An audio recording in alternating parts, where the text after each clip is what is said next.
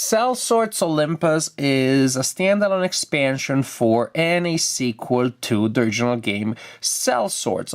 That's a game that I played a couple of years ago now. Wow, time does fly.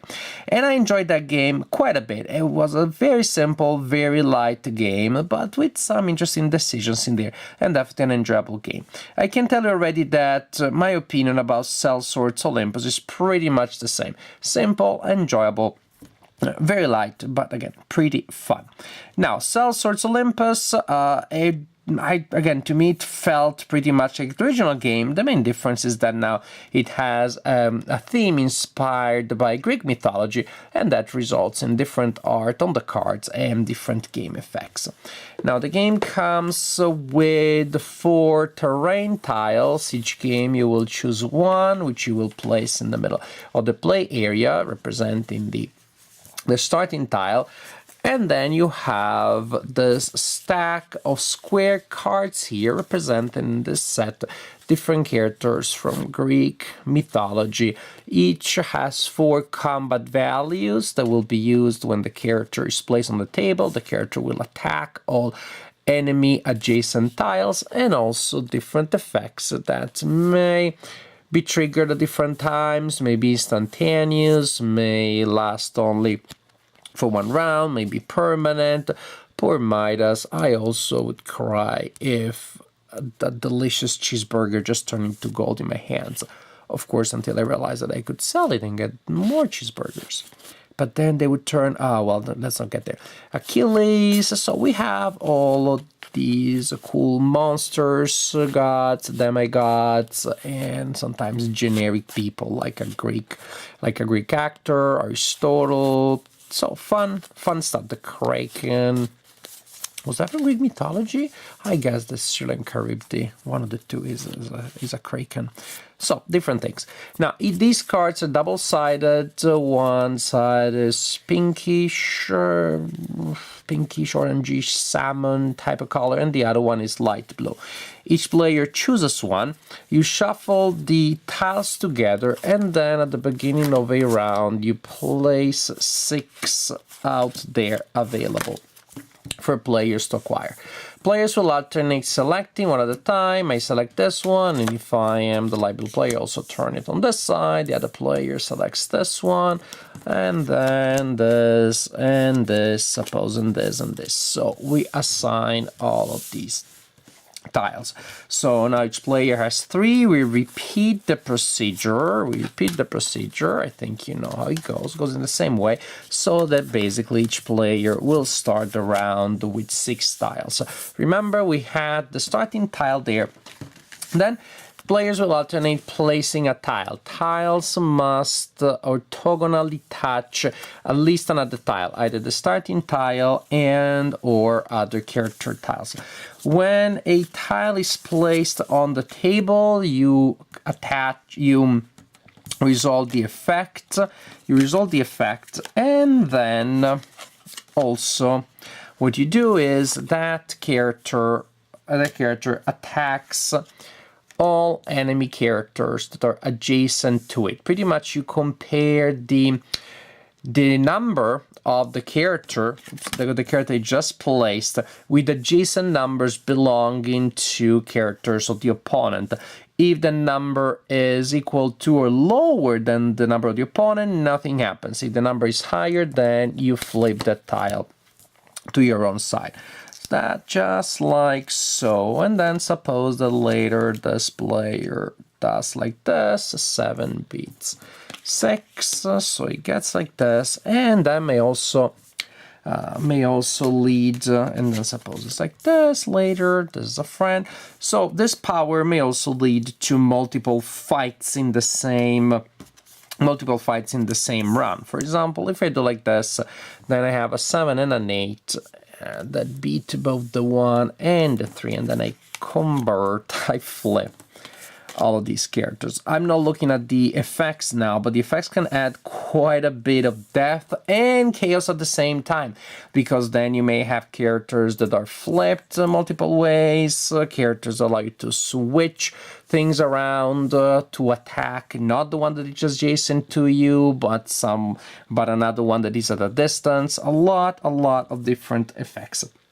But this is the general idea, that players will place the tiles that they've acquired. Once that is done, you will repeat that phase in which there are 6 tiles available and each player takes 3, and that is repeated twice. So again, each player will start the second round with 6 tiles.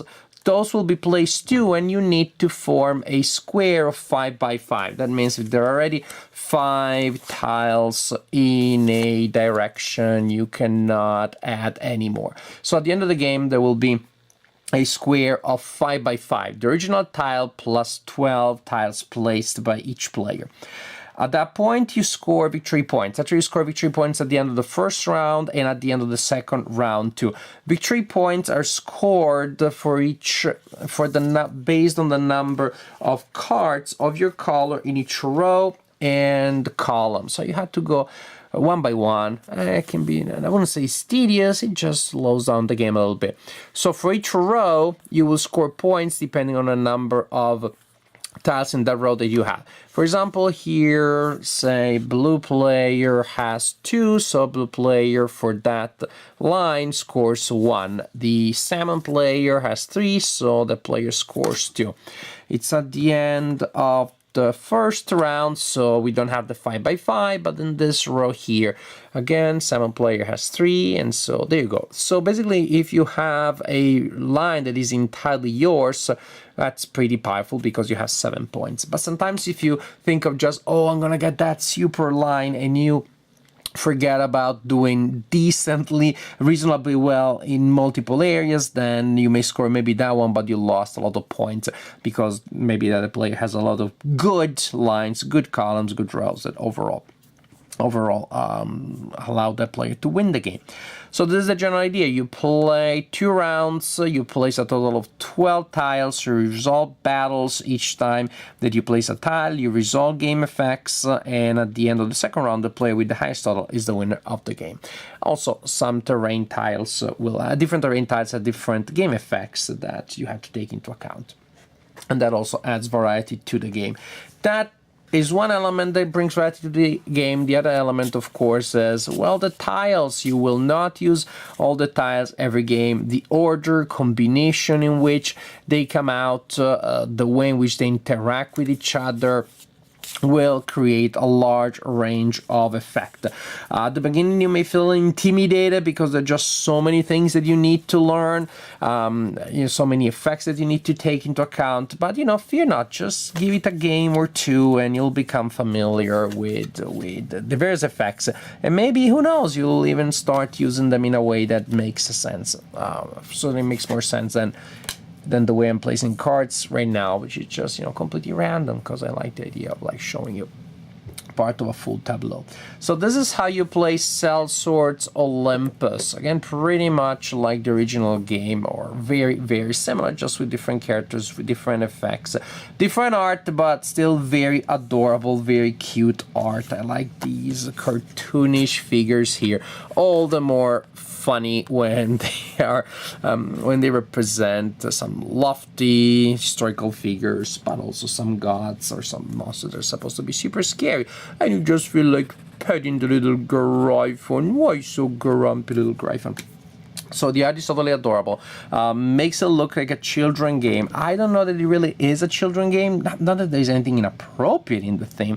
It is just that the complexity of taking into account all of the effects, developing a strategy which maybe is not entirely random, seeing again, the strategy works in 2 ways. When you're drafting cards, when you're taking those cards, it's both about what I want to get and about what I'm going to leave to you, and I don't want you to get certain cards. Then, of course, when it comes to actually playing the cards, you still have a lot of leeway, a lot of freedom, flexibility, doing different things, etc. Especially in the first round. The second round plays differently, and it has its own charm too, because it's different precisely because now you're exploiting the fact that the grid is taking shape.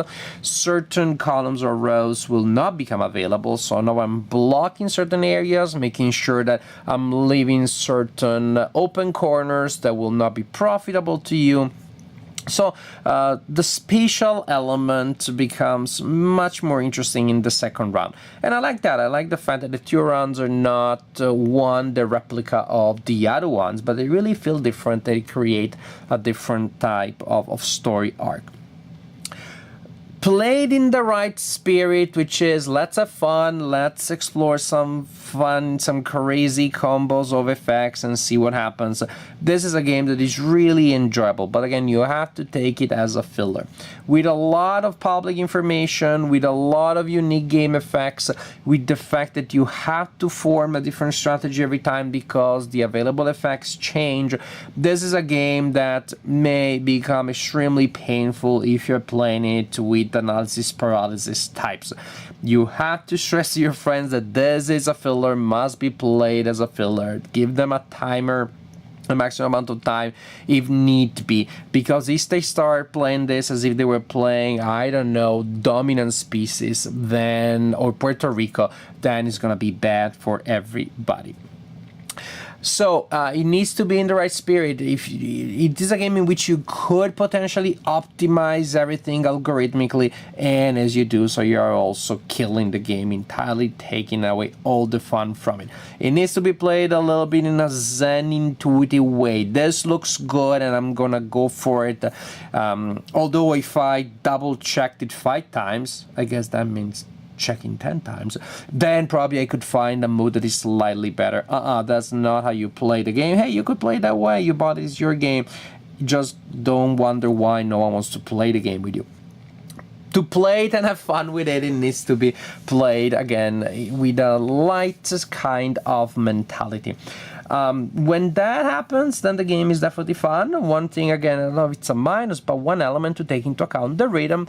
The rhythm, it feels a little bit fragmented because the game is pretty much divided in four different phases that work very different from one another. Draft, placement, second draft, second placement. So the rhythm is a little bit, I don't know, choppy, doesn't flow very smoothly. But again, if you have players that are in the right spirit, that do not obsess about every move, neither when they select nor where they place, then the game can definitely be enjoyable. Also, that potential choppiness, that potential fragmentary element will not affect gameplay too much or even at all. In general, Sellswords Olympus, very similar to the previous game. If you have that one, you may also try to combine, mix and match different sets. I don't think I will ever do it because then I'm afraid that the chaos will be too much. But if you are able to play a game that has a lot of interesting tactical options, but also a resulting degree of chaos, and you can take that, you can tolerate that chaos, you can sacrifice actually some level of decision to allow the game to progress without stumbling over analysis paralysis, then this is definitely a fun game. Fun little simple filler. Simple filler in terms of rules, so can be very complex and painful in terms of strategy. If you take it too seriously, do not take it too seriously, and then Sellswords Olympus can be a really fun little game.